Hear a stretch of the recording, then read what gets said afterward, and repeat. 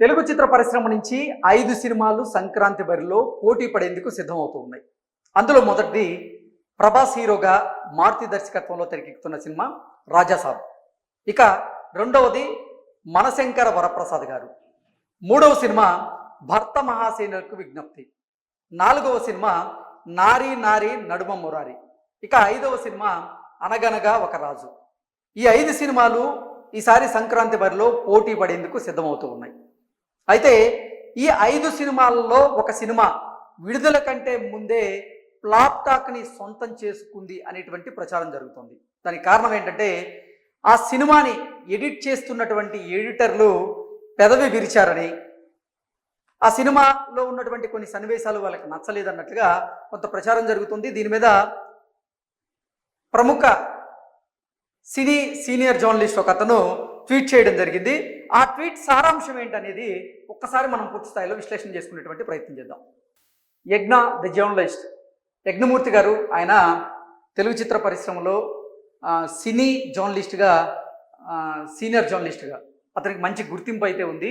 అతను ఎక్స్ వేదికగా పెట్టినటువంటి ఒక పోస్ట్ ఇప్పుడు సామాజిక మాధ్యమాల్లో చక్కర్లు కొడుతుంది. ఆ పోస్ట్ ప్రకారంగా మనకు చూసుకున్నట్లయితే సంక్రాంతికి విడుదలవుతున్నటువంటి 5 తెలుగు సినిమాలన్నీ కామెడీ ఎంటర్టైన్మెంట్ ప్రధానంగా వస్తున్నవే, అన్ని సంక్రాంతి విజేతలుగా నిలవాలని అభిమానులు కోరుకుంటూ ఉన్నారు. అయితే ఈ 5ంటిలో ఒక సినిమాకి ఎడిటింగ్ టేబుల్ దగ్గర నుంచే పెదవి విరుపు రెస్పాన్స్ మొదలైందని ఇండస్ట్రీలో టాక్. ఆ సినిమా పేరు నేను వెల్లడించను, చాలామందికి ఇప్పటికే ఆ సినిమా తెలుసు కాబట్టి నేను ప్రత్యేకంగా చెప్పాల్సిన అవసరం లేదనేటువంటి సారాంశంతో యజ్ఞమూర్తి గారు ఈ ట్వీట్ పెట్టడం జరిగింది. అలాగే ఒకవేళ ఆ సినిమా ఏంటనేది మీకు తెలిసినా చెప్పకండి, ఎందుకంటే సినిమా రిలీజ్ అయ్యాక ఆ టాక్ రివర్స్ అయితే పరిస్థితి వేరేగా ఉంటుంది అంటూ యజ్ఞమూర్తి గారు అయితే ఒక ట్వీట్ చేయడం జరిగింది. యజ్ఞమూర్తి గారు చేసినటువంటి ఈ ట్వీట్ ఇప్పుడు సామాజిక మాధ్యమాల్లో చక్కర్లు కొడుతుంది. ఇక మొత్తంగా మనం చూసుకున్నట్లయితే ది రాజాసాబ్, మనశంకర వరప్రసాద్ గారు, భర్త మహాశైలకు విజ్ఞప్తి, అనగనగా ఒక రాజు, నారీ నారీ నడుమ మురారి, ఈ 5 సినిమాలు తెలుగు చిత్ర పరిశ్రమ నుంచి సంక్రాంతి బరిలో పోటీ పడేందుకైతే సిద్ధమవుతూ ఉన్నాయి. అయితే ఈ 5 సినిమాల్లో నిజంగా ఎడిటింగ్ టేబుల్ దగ్గర పెదవి విరుపుకు గురైనటువంటి ఆ సినిమా ఏది? ఆ సినిమా కథ అంత బాలేదా? నిజంగా ఎడిటింగ్ నుంచే పెదవి విరుపు వచ్చిందంటే ఆ సినిమా ఫ్లాప్ అవడం ఖాయమా అనేటువంటి చర్చ అయితే ఇప్పుడు తెలుగు చిత్ర పరిశ్రమలో జరుగుతూ ఉంది.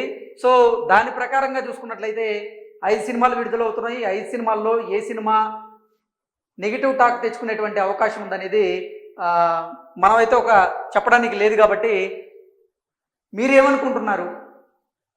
నిజంగా రాజాసాబ్, అలాగే మనశంకర వరప్రసాద్ గారు, భర్త మహాశైలకు విజ్ఞప్తి, అనగనగా ఒక రాజు, నారీ నారీ నడుమ మురారి, ఈ 5 సినిమాల్లో ఎడిటర్లు పెదవి విరిచినటువంటి ఆ సినిమా ఏది?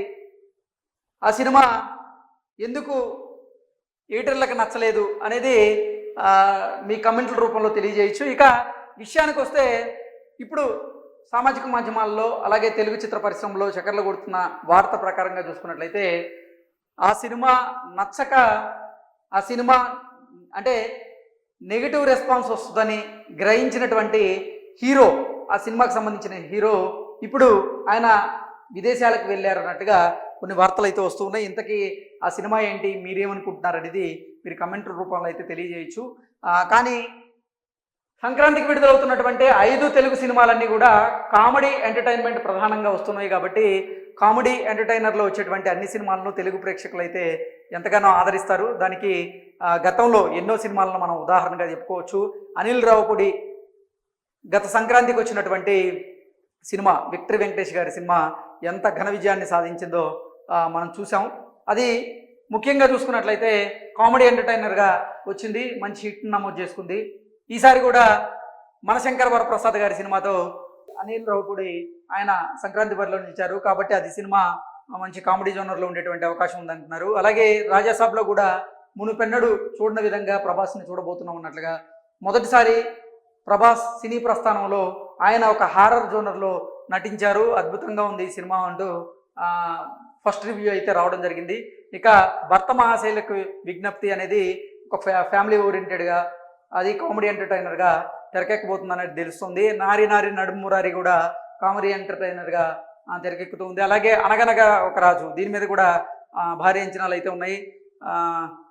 నవీన్ పోలిశెట్టి హీరోగా చేస్తున్నటువంటి ఈ సినిమా కూడా సంక్రాంతి బరిలో నిలిచిన నేపథ్యంలో దీని మీద కూడా మంచి అంచనాలు అయితే ఉన్నాయి. మొత్తంగా చూసుకున్నట్లయితే ఈ 5 సినిమాల్లో ఒక సినిమా మీద అంటే 18 టేబుల్ దగ్గర నుంచే పెద్ద తీర్పు రెస్పాన్స్ అయితే మొదలైందంటూ కొన్ని వార్తలు వస్తున్నటువంటి క్రమంలో ఆ సినిమా ఏవై ఉండొచ్చు అనేది మీరు మీ కమెంట్ల రూపంలో తెలియజేయచ్చు.